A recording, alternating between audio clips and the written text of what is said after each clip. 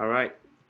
Um, Hello and welcome to A Talk with Dr. Koko, a program that gives a voice to change makers in the society. I am your host, Dr. Nero Koko, and today I have the pleasure of an esteemed guest, Mr. Taye Doherty. Mr. Taye Doherty is the chairman of the Nigerian American Public Affairs Committee Foundation, NAPAC Foundation. Welcome to the show, Mr. Doherty. Thank you. Thank you, Dr. Koko. Yes. Let's get started by having our guest that'll be watching this know you a little bit. Could you kindly tell us a little bit about yourself, your background? Yes. Thank you, Dr. Nero Koko, for having me for your inaugural Fireside chat. My name is Taye Doherty. I'm the chair of NAPAC Foundation. I came of age in the mid to late 70s in Lagos, Nigeria. For a lot of people that knows what was going on in the 60s and 70s, those were a period of liberation movements in Africa, especially with apartheid in South Africa, Northern and Southern Rhodesia, Angola, Mozambique. So those helped shape me and my worldview. Professionally, I'm a veteran of Wall Street, having worked for the past 30 years with Merrill Lynch and Citigroup Global Markets in capacities of asset manager and investment banking. Currently, we're a real estate private equity. Thank you. That's a little bit about me. Thank you. Very interesting background. I'm hoping you can share some more about your growing up in the era of apartheid. Probably a lot of the young people that may be watching this may not know too much about that, but hopefully we can say a little bit more as the program progresses. So Nigerian American Public Affairs Committee is your organization. The foundation is your organization. Could you tell us a little bit about that organization, NAPAC? Yeah, I'll start talking about NAPAC Foundation because I'm the current chair of NAPAC Foundation. NAPAC Foundation is a 501c3 nonprofit organization established in 2014. It's an offshoot of NAPAC USA, which was established in 2011. NAPAC USA is a political action committee. Its mission is to engage, inform, and empower Nigerian Americans through policy, education, health, and economic empowerment. Our vision is to be the center point for Nigerian American progress in the USA. The foundation, on the other hand, have several programs or in the process of creating them to help our community, including fundraising for NAPAC USA. Because the main purpose NAPAC Foundation exists is to help raise funds for NAPAC USA so that they could accomplish its mission. So that's what we do, including some of the other programs that we also operate. Okay, so it sounds like NAPAC is a sister organization to NAPAC USA. Yes, NAPAC Foundation is a sister organization to NAPAC USA. So NAPAC USA was started in 2011, and then we realized to accomplish a lot of our goals and mission, we're going to need a lot of funding. So then we created NAPAC Foundation as a fundraising arm of NAPAC USA. Okay. Oh, that now clarifies things a little bit. So, so you've talked about you're growing up an appetite and NAPAC. You said helping our community. What role specifically does NAPAC play in the lives of Nigerians or Nigerian Americans, and in the lives of Nigerians in Nigeria or anywhere else in the diaspora? Well, like I said earlier, NAPAC role is to engage and empower Nigerian American, especially our next generation. The beauty of us as Nigerian is the richness and diversity of our culture. The image of Nigerian is very important to us. So we have a program called Speak Now Africa that tells our own story. We have educational programs for our kids that give scholarships. We are currently starting a health for prosperity program that will address sicknesses that are unique to us as Nigerians or as Africans, like high blood pressure, obesity, sickle cell, etc. We have organization development program that brings us together, that makes us network among each other. Initially, when we started NAPAC USA, we were mainly focused on us, Nigerian American in the USA. But as time goes on, we found out that there are other foundations or organizations, both here and in Nigeria, that have the same goals as we do. So we started reaching out to collaborate. We just did one thing recently where we collaborated with AMPA. AMPA stands for Association of Nigerian Physicians in America. We help with testing and evacuating Nigerians that were stuck here as a result of COVID-19 back to Nigeria, working with the Nigerian Embassy in DC.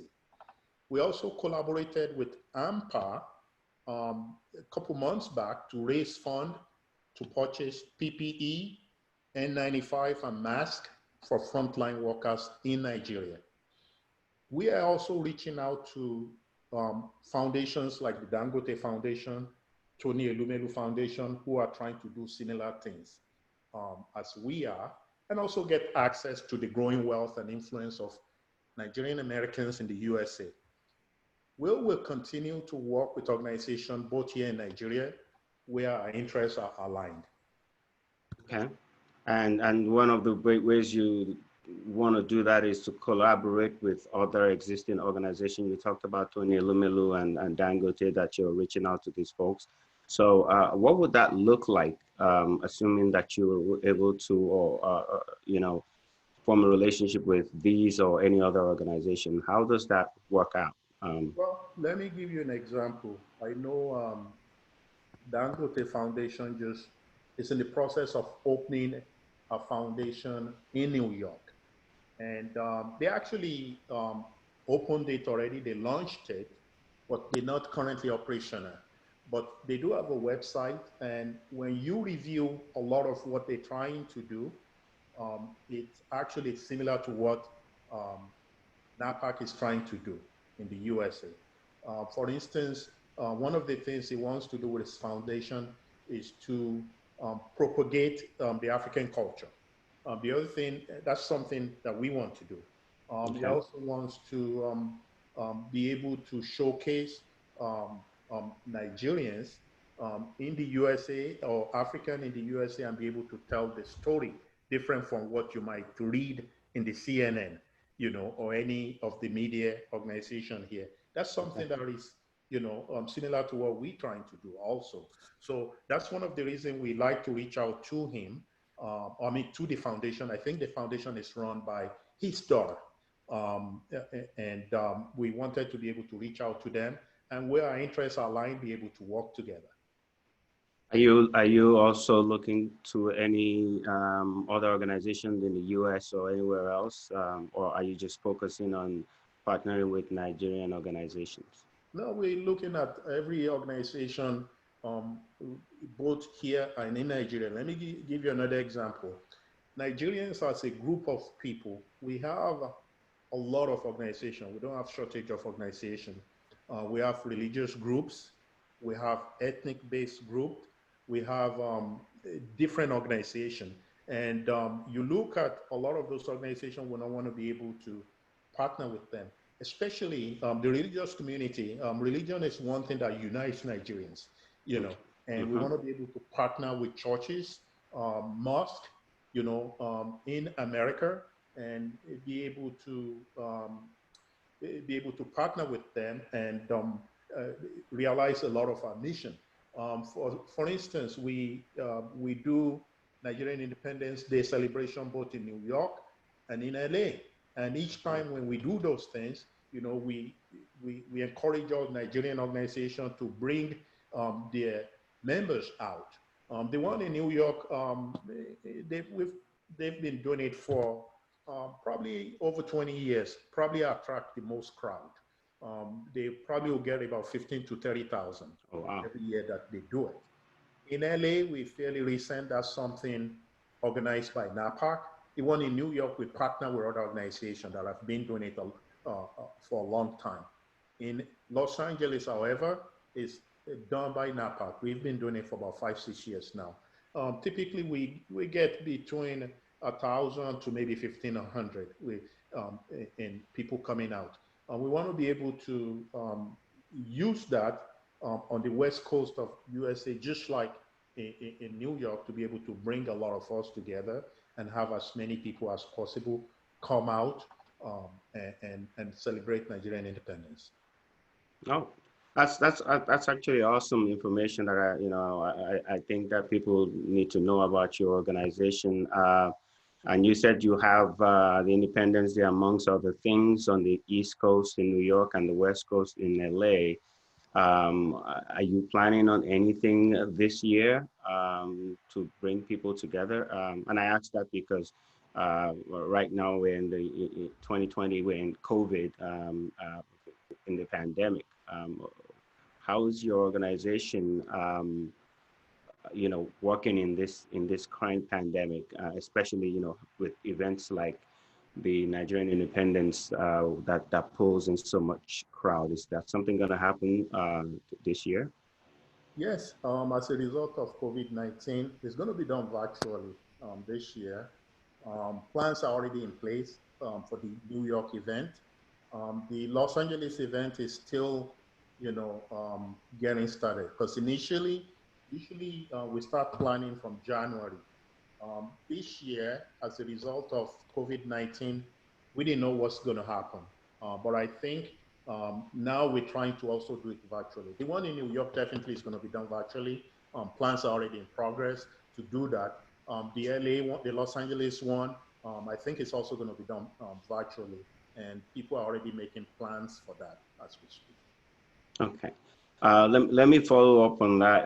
That you're having this virtual event because of COVID, but specifically, what is your organization, NAPAC Foundation, playing any role currently, either with the socioeconomic climate that we're in 2020, with the COVID situation, and most recently with the George Floyd, Breonna Taylor, and all the other African Americans and Black people that have been murdered based on racial issues. Is your organization partaking in this in any way, or do you have any programs aligned with the current movement, like Black Lives Matter? Okay, yeah, sure. I'm glad you brought that up. We have done a number of things. There is something that is very dear to us. We've done a number of things to reach out to our brothers in the African American communities.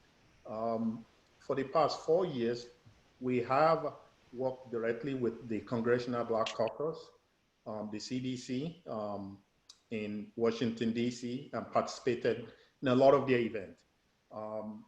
I know if you know in this political climate, I know that you're familiar with Karen Bass, who's currently being Yes. considered as a VP candidate for Joe Biden. Yes. We work closely with her in the CBC, at the CBC. And that's one thing we have done for the past 4 years. Secondly, we have worked with NAACP in different states. We have participated in the Black Lives Matters movement across country as individuals. But we did organize one event in Oakland, California, which I was a part of, in collaboration with some other Nigerian organization in Oakland, California. That was in May. We did do that.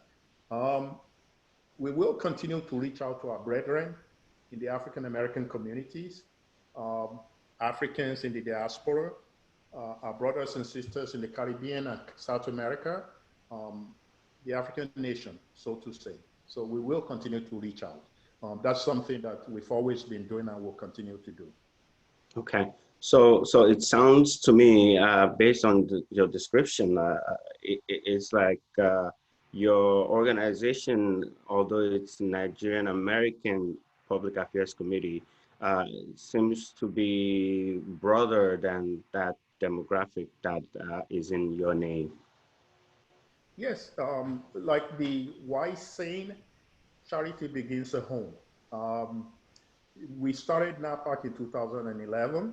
We feel that first we have to get our home in order, which is the Nigerian Americans. You know, once we perfect that, and or I should say, as we perfect that, we want to be able to reach out to our Africans brothers in the diaspora. We want to be able to reach out to our brothers in the Caribbean and South America and the African American community, because our destiny are intertwined, you know, Hmm. so we want to be able to work together. So even though we call it Nigerian American Public Affairs Committee, when we started the organization, we actually have people that are non-Nigerians that are members of our organization. We have African Americans, a brother as our first director of publicity. So we have, we even have, you know, we've donated money not only to Nigerian American candidates, we've donated money to Caucasian, we've donated money to African Americans, you know, so that's the goal eventually, is to be able to start bringing our people together. That's great.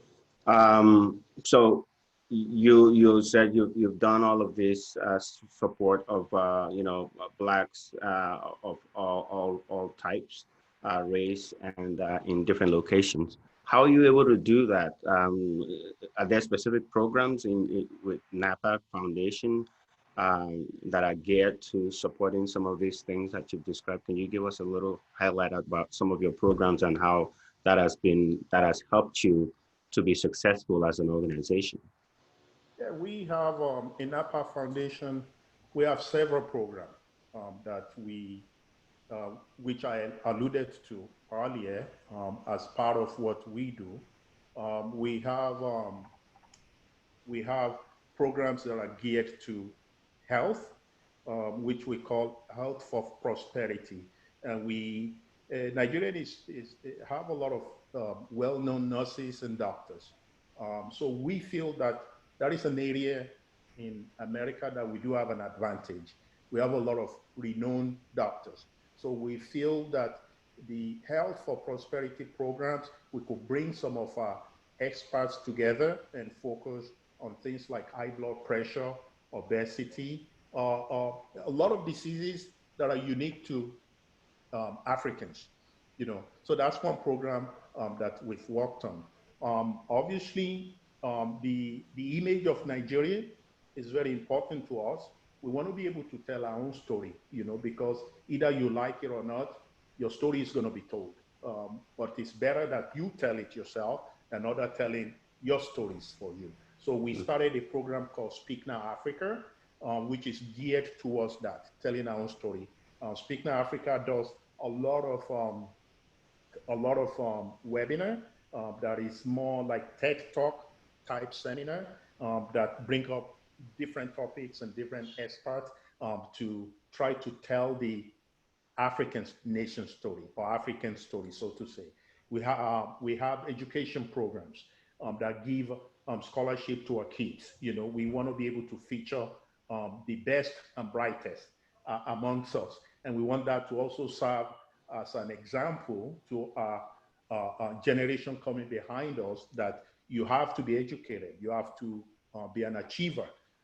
We've done programs, organization development, that try to use that to network among us, because we do have business people among us. Nigerians have a lot of small businesses in the USA. We want to be able to do that. And on top of that, we want to be able to bring companies in Africa that are already successful in Africa to be able to have them come here, you know, where we could use that as part of the economic empowerment. So we are interested in it. We are doing a lot of programs and still developing a lot of other programs that are aligned with our mission and vision of the organization. Those are very, very lofty goals and big programs. You're tackling, it looks to me, major life-changing points in people's lives. You talked about health. You talked about education, and also you talked about the image, the Nigerian image, which impacts every Nigerian or Nigerian American doing your Speak Now Africa program. Um, so bearing that in mind, how do you support this? Is it based on volunteerism, or how do you activate or deploy these programs? Well, I always believe you find time for things that are important to you. I could tell you my own story of why I joined.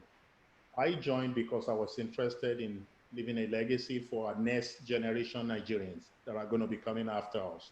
Um, we do have a lot of programs, and hopefully one of our programs will hit a nerve um, in our community, and people will volunteer their time to help us build this legacy in this new place now we call home, the USA. Um, in terms of donation, I would like to be a little philosophical about that, if you don't mind, Okay. because uh, each man or woman decide how they spend their treasure. But for me, I give because I have, and I Mm. have because I give. Some people may have money, but they don't have the time. And others may have time, but they don't have the money. But what we at NAPAC are asking is to take a look at us and our program. Then each and every individual can decide for themselves if this is an organization they should support. That's what I think. So, so how can people, listening to this, either as a podcast or as a member, how can they support your organization? How can people volunteer or make a donation to your organization? Yeah, I say they go to our website. It's www.napacusa.org. Let me say that again, www.napacusa.org. And they could donate, or they could also volunteer. Um, just like I said earlier, some might have money, but they don't have the time. Some may have the time, but they don't have money. So they could pick, if they want to volunteer or if they want to donate money, depending on, you know, what they chose to do. Okay. Um, Very, very interesting. What else would you want to share about your organization with a few minutes that we have left in this interview? Yeah, let me share a couple things, then I want to be able to close. Um, in terms of the future of the organization, um, we see a bright future, you know. What we hope is that our kid can take over at some point and take it to the next level. NAPAC was modeled after IPAC. IPAC meant American Israeli Public Affairs Committee, and NAPAC is Nigerian American Public Affairs Committee. IPAC was started in my lifetime in 1959. And 60 years later, every presidential year in America, every individual running for president goes to IPAC, and they help shape the policies for the state of Israel. We study them very, very well, and their trajectory from 1959 did not go straight up. They have growing pain, just like we're having growing pain along the way. But overall, see where IPAC is today. But for us in NAPAC, in 10 years, we want to be able to have 100,000 members and also replicate IPAC and have the same kind of impact with policies that are favorable to the African continent in 30 years. So that is our goal. So that's the future. That's how we see the future. But Let me end by quoting rather, a Zulu word. It's called Ubuntu. Ubuntu is Zulu, and I quote, it means, I am what I am because of who we all are. Let me say that again. I am what I am because of who we all are. Interesting. Nigerians are great as individuals. We have great scientists, doctors, educators, and are generally very successful individually. But collectively, I think we can go further. I think it's about time we all come together, not think in terms of ethnics, tribes, but collectively as Africans and the Black nation. Thank you. Wow, that's a very, very interesting way to wrap up this interview. I learned something new. The word Ubuntu, I actually see it on a lot of T-shirts, but now it has a different meaning for me as a person. So thank you for sharing that. And thank you, Mr. Taye Doherty, for being the first change maker on this program, A Talk with Dr. Koko. We thank you for being our first guest and for sharing about yourself and your organization. And we wish your organization the best in the future. I'm actually excited based on what you've said about the future of the Nigerian American Public Affairs Committee. If there isn't anything else, I want to say thank you to you. I want to say thank you to those that are watching us on this program on YouTube. If you do like this, you can push the like button at the bottom of your screen and like us and leave a message as well as to what you would like, who will be the next change maker that you would like for us to talk to, and we'll do our best to bring that to you. That said, I am Dr. Nira Koko. Thank you all for your time, and I'm saying that we will see you on the next episode. Thank you, Mr. Taye Doherty, and thank you all for watching. Thank you, Dr. Koko.